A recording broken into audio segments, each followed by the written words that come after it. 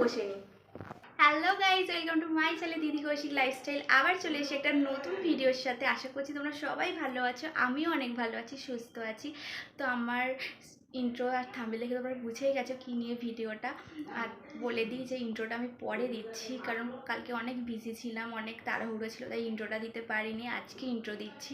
তো আমি দিদুন বাড়ি যাচ্ছি। দিদুন বাড়িতে যে গৃহপ্রবেশ, গুরুদেব আসবে, সব থেকে ফেভারিট হলো আমার গুরুদেব আসবে। আর তার থেকেও বড় কথা এটাই যে গুরুদেব আসলে মনের সব কথা বলি, শেয়ার করি। তিনি আমাদের উপদেশ দেন, এটা করে সমস্যার সমাধান করে।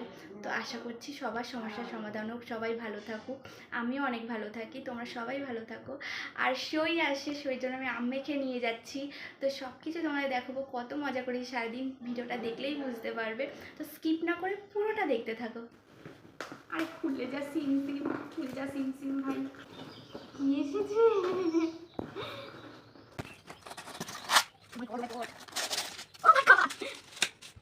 এটা এইভাবে খুলছি, এখানে দেবে।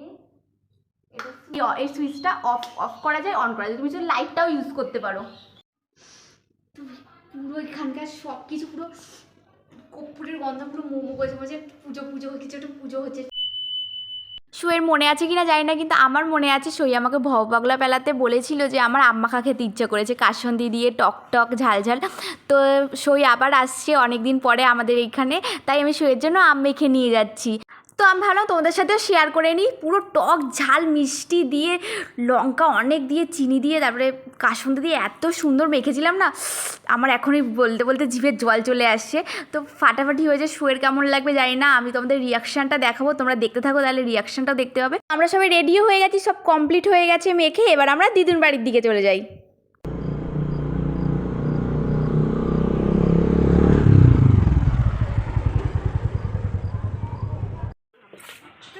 দেখা করতে চলো, তাড়াতাড়ি আসো। সবাই তাড়াতাড়ি আসো।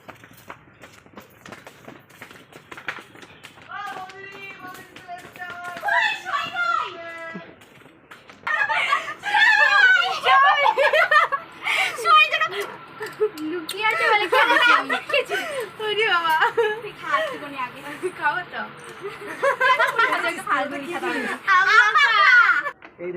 তো সই এখন আমাদের কুলফি খাওয়াবেই, দেখো দেখো দেখো বাহাকে দেখো, খাবে সবাই খাবে। বাহাকে দেখো, বৌদিকে খাইয়ে দিচ্ছে। বৌদিকে খাইয়ে দিচ্ছে।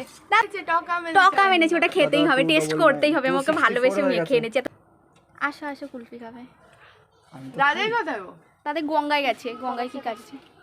রিমি বল কুলফি, ও কুলফি, রিমি বল ও কুলফি। ও আমাকে দাও, তুমি ফার্স্টে নিচ্ছ, আমি রাখলাম কেন বলতো? খা একটু খা, তুই খা। এরকম সইয়া আম মাখাটা খাচ্ছে। প্রচন্ড টক না? হেবি সুন্দর, ভাল লেগেছে। হেবি।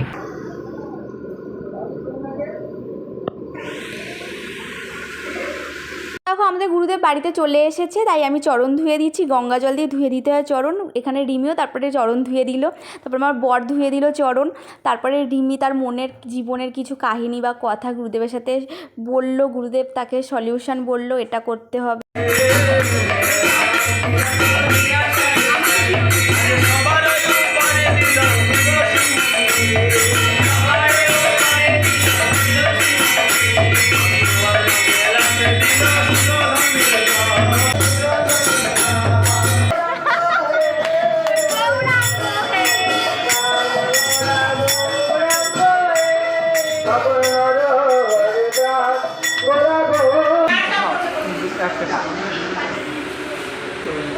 শ্বাসমূল দাও।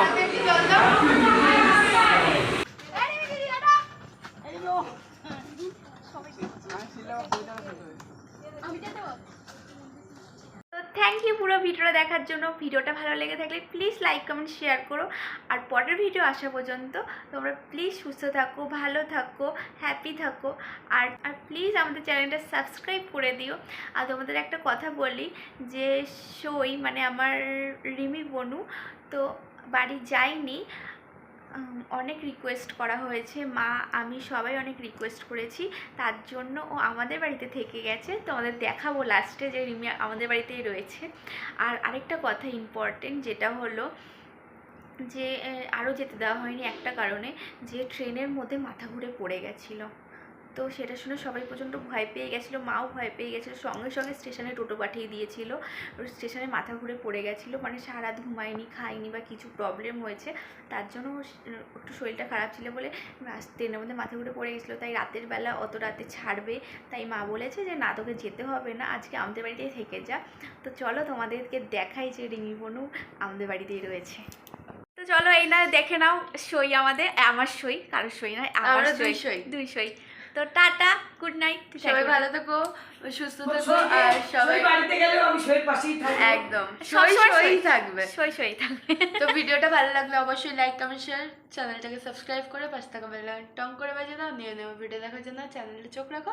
নেক্সট ভিডিও দেখাচ্ছে ততক্ষণের জন্য tata, bye bye, tata, love you.